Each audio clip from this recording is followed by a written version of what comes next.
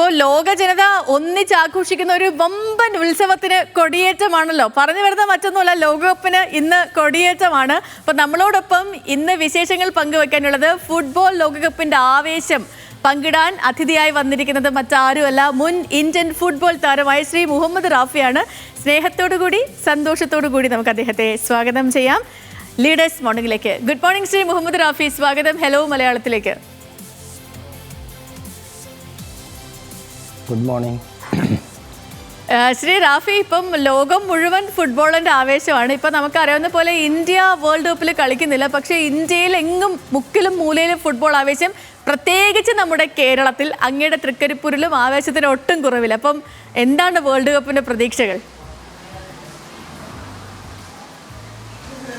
World കപ്പിന് പ്രതീക്ഷകളെല്ലാം വളരെ നന്നായി മുന്നോട്ട് പോവുകയാണ്. ഈവൻ ഓരോരോ ആൾക്കാർ ഓരോരോ അർജൻറ്റീന ആണെങ്കിലും ബ്രസീലിലാണെങ്കിലും അതുപോലെ പോർച്ചുഗലിലാണെങ്കിലും സ്പെയിനാണെങ്കിലും ഒരുപാട് സപ്പോർട്ടും കാര്യങ്ങളൊക്കെ നമ്മളെ ഇന്ത്യയിലും അതുപോലെ കേരളത്തിലും അങ്ങോളം ഇങ്ങോളം കാണാൻ പറ്റുന്നുണ്ട്. ഞാൻ കൂടുതലും ട്രാവൽ ചെയ്യുന്നതാണ്, അത്രത്തോളം ഫ്ലെക്സും അതുപോലെ അവരുടെ ബാനറും കാര്യങ്ങളൊക്കെ കാണാൻ പറ്റുന്നത്. പക്ഷേ വളരെയധികം സന്തോഷം തോന്നുകയാണ്. ഈ ഒരു വേൾഡ് കപ്പ് വരികയാണ് ഇന്ന് നാളെ പുലർച്ചെ വേൾഡ് കപ്പ് കിക്ക് ഓഫ് ആണ്. ഇനി ആകെ അത്ര മണിക്കൂറുകളെ ബാക്കിയുള്ളൂ. ഒരുപാട് കാലമായി കാത്തു നിൽക്കുന്ന ഒരു വേൾഡ് കപ്പാണ് വരാൻ പോകുന്നത്. എന്തായാലും വളരെ ഒരു വാശിയേറിയ മത്സരം കൂടിയായിരിക്കും നമുക്ക് എല്ലാവർക്കും കാണാൻ പറ്റാൻ പോകുന്നത്. ശ്രീ റാഫി, ഇപ്പം അങ്ങ് മെസ്സിയുടെ ഒരു കടുത്ത ആരാധകനാണെന്ന് കൂടി അറിയാം. ലിയോണൽ മെസ്സി ഒരു കപ്പ് നേടിയിട്ടുണ്ട്. ഒരു പക്ഷേ എനിക്ക് തോന്നുന്നു അർജന്റീനിയൻ ആരാധകർ ഇത്രമാത്രം റിലാക്സ്ഡ് ആയിട്ടൊരു ലോകകപ്പ് കാണുന്നത് സമീപകാലത്ത് ഒരു പക്ഷേ ആദ്യമായിട്ടായിരിക്കും അല്ലേ? തീർച്ചയായിട്ടും റിലാക്സ് എന്ന് പറയാൻ പറ്റില്ല. നമ്മൾ അർജൻറ്റീന ലാസ്റ്റ് 2022 നമ്മൾ വേൾഡ് കപ്പ് വിന്നറാണ്.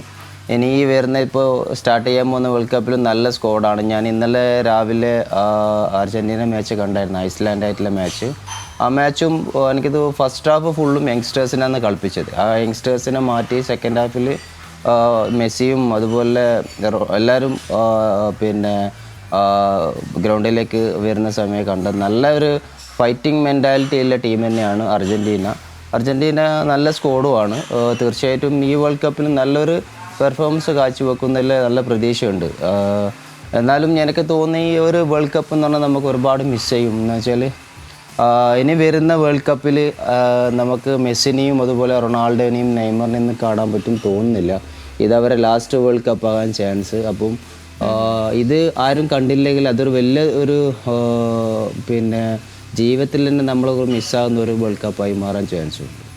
ശരിക്കും സത്യം. ഇപ്പം അങ്ങ് പറഞ്ഞപ്പോൾ ഒരു അങ്ങനെ കൂടി ഓർക്കുമ്പോഴത്തേക്ക് ഒരു സങ്കടം കൂടിയുണ്ട് ഈ വേൾഡ് കപ്പിൽ.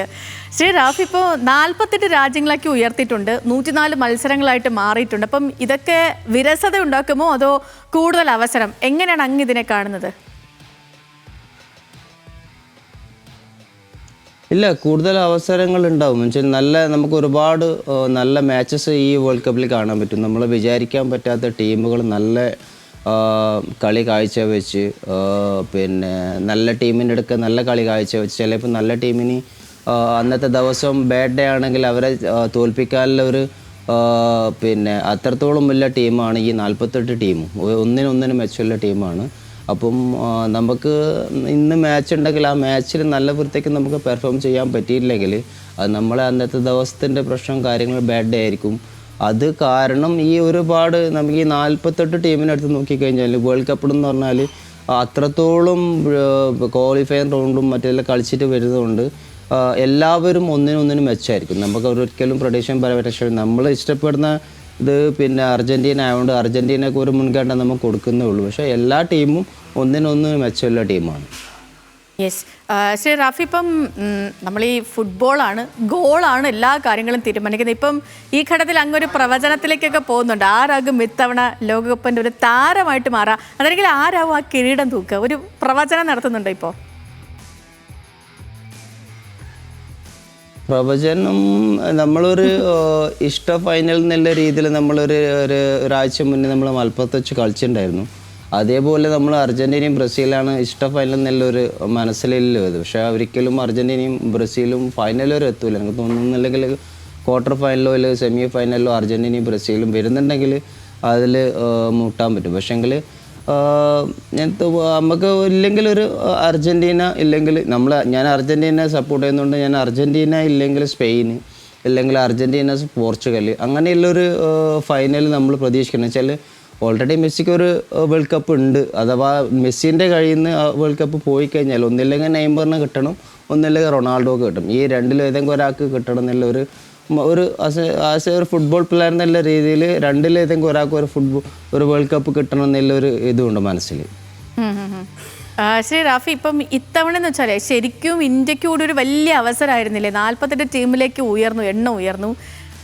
ഇനിയിപ്പോൾ നമുക്ക്, അതായത് ഇന്ത്യൻ ആരാധകർക്ക് എത്ര കാലം കൂടി കാത്തിരിക്കേണ്ടി വരും ഒരു ഫുട്ബോളിലേക്ക് ഇന്ത്യൻ പേരും കൂടി എത്തിച്ചേരാൻ? തീർച്ചയായിട്ടും അത് എത്ര കാലം നമുക്ക് പറയാൻ പറ്റില്ല. നമുക്ക് വേണ്ടത് ഗ്രാസ് റൂട്ട് ലെവലിലാണ്. നമ്മൾ നല്ല ഗ്രൗണ്ടും അതുപോലെ നല്ല ഫെസിലിറ്റീസും കിട്ടിക്കഴിഞ്ഞാൽ മാത്രമേ നമുക്കത് വേൾഡ് കപ്പിൽ ഒരു സ്വപ്നം നമുക്ക് കാണാൻ പറ്റും. പിന്നെ ഞാനൊക്കെ വേൾഡ് കപ്പ് ക്വാളിഫയർ റൗണ്ട് കളിച്ചിട്ടുണ്ട്. പക്ഷേ നമ്മൾ വേൾഡ് കപ്പ് എന്നുള്ള ഒരു സ്വപ്നം ആണെന്നുണ്ടെങ്കിൽ നമ്മൾ ഗ്രാസ് റൂട്ട് ലെവലിൽ തന്നെ കളിച്ച് പോകണം. ഇപ്പം നമ്മൾ എക്സാമ്പിൾ നമുക്കിപ്പം നമ്മൾ ഖത്തറിൽ കളിക്കുന്ന നമ്മളെ പയ്യനുണ്ട് വളവട്ടണത്തില്ലേ, അവന് ഈ ഗ്രാസ് റൂട്ട് ലെവലിൽ അവനക്ക് ചെറുപ്പത്തിൽ തന്നെ പിന്നെ എന്താ പറയുക നല്ല രീതിയിലുള്ള കോച്ചസും നല്ല രീതിയിൽ അക്കാഡമിയിലും ചെയ്തുകൊണ്ട് ഇപ്പോൾ ഖത്തറിന് വേണ്ടി നമുക്കതൊരു പ്രൗഡ് തന്നെയാണ്. നമുക്ക് നമ്മളെ കേരളത്തിന് അതുപോലെ ഇന്ത്യക്കും വേണ്ടി ഒരു പ്രൗഡ് തന്നെയാണ് ഒരു മലയാളി വേൾഡ് കപ്പ് കളിക്കുന്നില്ലത്. അപ്പോൾ അങ്ങനെയുള്ള ഒരു ഓപ്ഷൻസ് വന്നു കഴിഞ്ഞാൽ നമുക്ക് നാളെ ഒരു വേൾഡ് കപ്പ് കളിക്കാനുള്ള ഒരു അവസരം ഉണ്ടാവും എന്ന് തോന്നുന്നുള്ളൂ എനിക്ക്. ശ്രീ മുഹമ്മദ് റാഫി, ഇപ്പം കേരളത്തിൻ്റെ ഒരു ഫുട്ബോൾ ആവേശം അത് സെവൻസിൻ്റേത് കൂടിയാണല്ലോ. സെവൻസ് കേരളത്തിൻ്റെ ഫുട്ബോളിനെ പിന്നോട്ടാക്കിയെന്നാണോ അതോ ആവേശം നിലനിർത്തുന്നുണ്ടെന്നാണോ? അങ്ങയുടെ ഒരു വിലയിരുത്തൽ എന്താണ്?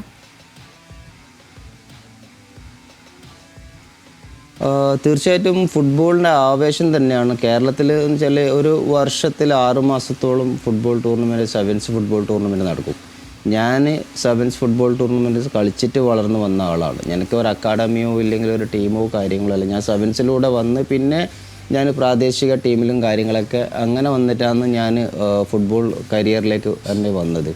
പക്ഷേങ്കിൽ അതിൽ ഇപ്പോൾ എന്ന് വെച്ചാൽ എനിക്ക് തോന്നുന്നു സെവൻസ് ഒരുപാട് പ്രശ്നങ്ങൾ എന്ന് വെച്ചാൽ ഒരു 3-4 ഫോറിനേഴ്സിനെ പുറത്തുനിന്ന് വന്നിട്ട് അവർക്ക് കൂടുതൽ ചാൻസ് കൊടുക്കുന്നത്. പക്ഷേ നമ്മളെ കേരളത്തിലെ പ്ലേയേഴ്സിന് ചാൻസ് കുറവാണ്. അപ്പോൾ സെവൻസ് കളിച്ച് വന്നു കഴിഞ്ഞാൽ നല്ല പ്ലേയേഴ്സ്, ഒരുപാട് നല്ല പ്ലേയേഴ്സ് ഉണ്ട്. ആ പ്ലേയേഴ്സിന് ചാൻസ് കിട്ടണമെന്നുണ്ടെങ്കിൽ ഫോറിനേഴ്സിൻ്റെ എണ്ണം കുറച്ച് നമ്മളെ നാട്ടിലെ മലയാളീസിൻ്റെ എണ്ണം കൂട്ടിയിട്ട് അതിൽ നല്ല പ്ലേയേഴ്സിനെ നമ്മൾ പിക്ക് ചെയ്ത് ഇതിപ്പം ഞാൻ വന്ന കണക്കെ ഇല്ല, ഞാൻ സെവൻസ് കളിച്ചിട്ടാണ് ഞാനൊരു പ്രൊഫഷണൽ ഫീൽഡിലേക്ക് വന്നത്. അപ്പോൾ ആ രീതിയിൽ ചാൻസ് കിട്ടുമ്പോൾ ഏതെങ്കിലും നല്ലൊരു ചാൻസ് കിട്ടുന്ന ട്രയൽസിന് പോയി കഴിഞ്ഞാൽ നല്ല പെർഫോമൻസ് കാഴ്ച വെച്ചാൽ ആ സെവൻസിലൂടെ എക്സ്പീരിയൻസ് വെച്ച് 11s കളിച്ചിട്ട് അവർക്ക് മുന്നോട്ട് വരാൻ പറ്റും. അപ്പോൾ അതിന് ഏറ്റവും നല്ലതെന്ന് വെച്ചാൽ ഈ ഫോറിനേഴ്സിനെ കുറച്ചിട്ട് നല്ല രീതിയിലുള്ള സെവൻസ്. ഇതിപ്പം നമുക്ക് നോക്കിക്കഴിഞ്ഞാൽ എവിടെയും നോക്കിക്കഴിഞ്ഞാൽ ചില സമയത്ത് നമ്മളെ കബഡിനെക്കാട്ടിയും വലിയ അടിയും പിടിയാണ് നമുക്ക് കാണാൻ പറ്റുന്നത്.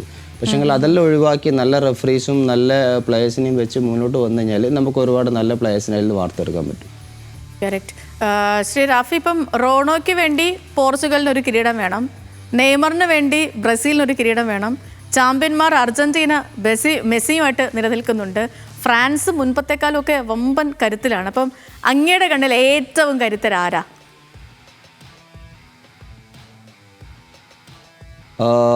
ഞാൻ പറഞ്ഞില്ല, ഞാനൊരു അർജന്റീന ഫാനാണ്. അപ്പോൾ ഈ അർജന്റീന കഴിഞ്ഞിട്ടേ നമ്മൾ ബാക്കിയുള്ള ടീമിനെ പോയി. പക്ഷേ അർജന്റീന നല്ല സ്ക്വാഡുണ്ട്. ഞാൻ പറഞ്ഞില്ലായിരുന്നു, ഞാൻ ഇന്നലെ ഐസ്ലാൻഡായിട്ടുള്ള മാച്ച് കണ്ടായിരുന്നു. അതിൽ ഫുള്ള് ഇറങ്ങിയ ഫസ്റ്റ് ഹാഫിൽ ഫുള്ള് കളിച്ചത് യങ്സ്റ്റേഴ്സാണ്. പിന്നെ അതിൽ എനിക്ക് തോന്നുന്നു അതിൽ ഒരുപാട് നല്ല ഈ നമ്മൾ പറയുന്ന പോലെ ഇപ്പം പോർച്ചുഗലും അതുപോലെ ഫ്രാൻസും അതുപോലെ ജർമ്മനി നല്ല സ്ക്വാഡാണ്. അതുപോലെ പിന്നെ ബ്രസീൽ നല്ല സ്ക്വാഡാണ്. ഇതിലൊക്കെ ഒരുപാട് യങ്സ്റ്റേഴ്സ് ഉണ്ട്. നമ്മൾ കണ്ട് ഇപ്പം എൻ്റെ എല്ലാം കരിയർ തൊട്ടേ നമ്മൾ കേൾക്കുന്നത് റൊണാൾഡോ, മെസ്സി, നെയ്മർ, ഈ 3 ആളെ മാച്ച് നമ്മൾ സ്ഥിരമായിട്ട് കാണുന്നുണ്ട്. ബാക്കിയുള്ള ആൾക്കാർ ഇപ്പം മറ്റുള്ള ലീഗ് നോക്കിക്കഴിഞ്ഞാൽ നല്ല ഇപ്പം അർജൻറ്റീനയിലെ ഒരു യങ്സ്റ്റേഴ്സായിട്ട് ഇപ്പോൾ മെസ്സിനെക്കാട്ടി നല്ല രീതിയിൽ കളിക്കുന്ന ഒരു യങ്സ്റ്റേഴ്സായിട്ട് വളർന്നു വരുന്നതാണ് നിക്കോ പാസ് എന്നുണ്ട്. അപ്പോൾ ആ രീതിയിലുള്ള ഒരുപാട് നല്ല പ്ലേയേഴ്സ് എല്ലാ ടീമിലും ഉണ്ട്. അപ്പം എന്തായാലും നമുക്ക് നല്ലൊരു എന്ന് പറഞ്ഞാൽ അർജൻറ്റീന നല്ല സ്ക്വാഡാണ്, ബാക്കിയുള്ള സ്ക്വാഡാണ്. പക്ഷേ അർജന്റീനയ്ക്ക് കുറച്ചും കൂടി ഞാനൊരു മുൻഗണന കൊടുക്കുന്നുണ്ട്. ശ്രീ റാഫി, അങ്ങ് കളി കാണാൻ പോകുന്നുണ്ടോ? അവസാന ഘട്ടമൊക്കെ എത്തുമ്പോഴത്തേനും പോകുന്നുണ്ടോ ഒന്ന് നേരിൽ കാണാൻ? നേരിൽ കാണാൻ വേണ്ടി പോകാനുള്ള ഒരു പ്ലാനിങ് ഉണ്ടായിരുന്നു. പക്ഷെ ഞാൻ വിസയിലടിച്ച് ഇപ്പോൾ ഒരു വർഷത്തോളം അമേരിക്കൻ വിസ അടിച്ചിട്ട് തീർച്ചയായിട്ടും അങ്ങനെയുള്ള ഒരു ഓപ്ഷൻസ് വരുന്നതാണ്. ഞാൻ തീർച്ചയായിട്ടും പോയിട്ട് ഞാൻ കാണും. പിന്നെ ലാസ്റ്റ് ഖത്തറിൽ പോകാൻ പറ്റിയില്ലായിരുന്നു. ഖത്തറിൽ ഞാൻ ഈ കമാൻഡറിൻ്റെയും ഇതിൻ്റെ എല്ലാം വഴിക്ക് ഞാൻ ബോംബെയിലായിരുന്നു ഒരു മാസത്തോളം. അത് കാരണം ലാസ്റ്റ് വേൾഡ് കപ്പ് കാണാൻ പറ്റിയില്ലായിരുന്നു. ഇപ്പോൾ സമയം കിട്ടിക്കഴിഞ്ഞാൽ തീർച്ചയായിട്ടും ഞാൻ എന്തായാലും പോയിട്ട് കാണും. ഓക്കെ, അപ്പോൾ ശ്രീ മുഹമ്മദ് റാഫി, ഞങ്ങൾക്കൊപ്പം ജോയിൻ ചെയ്തതിന് ഒരുപാട് സന്തോഷം. അങ്ങക്ക് നല്ലൊരു ദിവസമാകട്ടെ. ഒപ്പം വേൾഡ് കപ്പ് വരാൻ പോവാണ്. അങ്ങയുടെ ഇഷ്ട ടീമിനൊപ്പം തന്നെ ഭാഗ്യമൊക്കെ തുണയ്ക്കട്ടെ എന്നുകൂടി ആശംസിക്കുന്നു. Thank you so much. Okay.